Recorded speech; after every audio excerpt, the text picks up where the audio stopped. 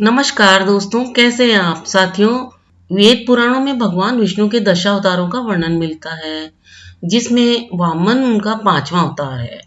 जब जब सृष्टि पर विपत्ति या संकट आता है, तब तब श्री हरि अवतार लेकर पृथ्वी पर आते हैं और इसे दूर करते हैं।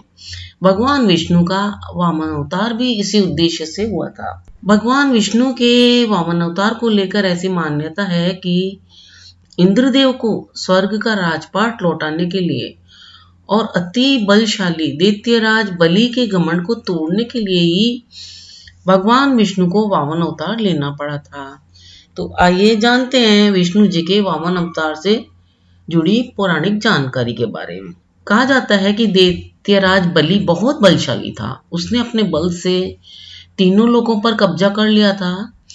राजा बलि भले ही क्रूर था और उसे अपनी शक्ति का बहुत घमंड भी था, लेकिन इसके साथ साथ ही वह भगवान विष्णु का बहुत बड़ा भक्त भी था। वह खूब दान पुण्य भी करता था।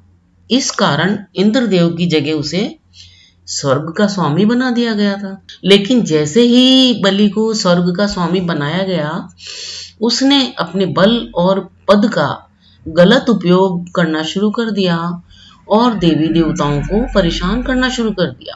तो बलि के अत्याचारों से स्वर्ग के सभी देव देवता भी बहुत परेशान हो गए और इसके बाद सभी ने जाकर भगवान विष्णु से मदद की प्रार्थना करी। इंद्रदेव ने भी भगवान विष्णु से स्वर्ग पर पुनः अधिकार प्राप्त करने की विनती करी।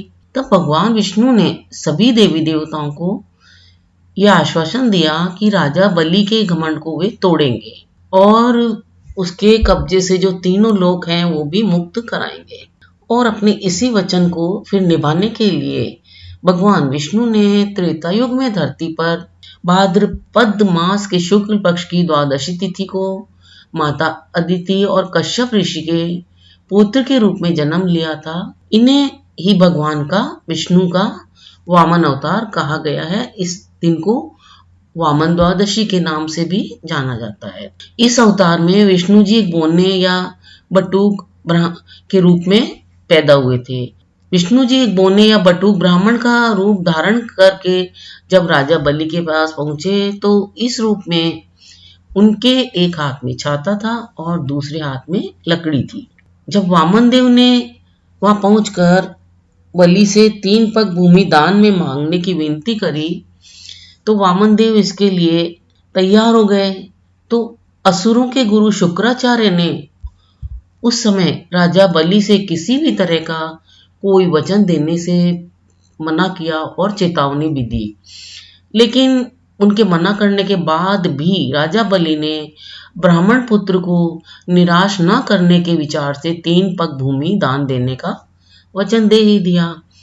अब इसके बाद वामन देव ने अपना रूप विशाल धारण कर लिया और उन्होंने अपने एक पैर से पूरी पृथ्वी, दूसरे पैर से पूरे स्वर्गलोक को नाप लिया। इसके बाद जो तीसरा पैर था उसके लिए कोई जगह नहीं बची।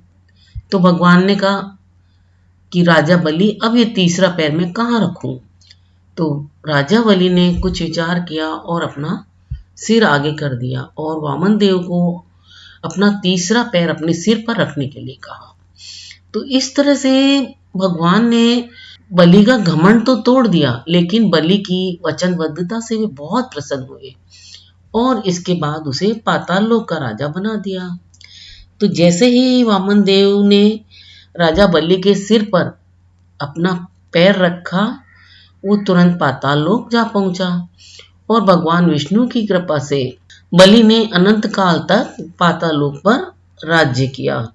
तो इस तरह से भगवान ने देवताओं की रक्षा करने के लिए और इंद्र को उसका राज्य वापस दिलाने के लिए और राजा बलि का घमंड दूर करने के लिए वामन अवतार लिया था।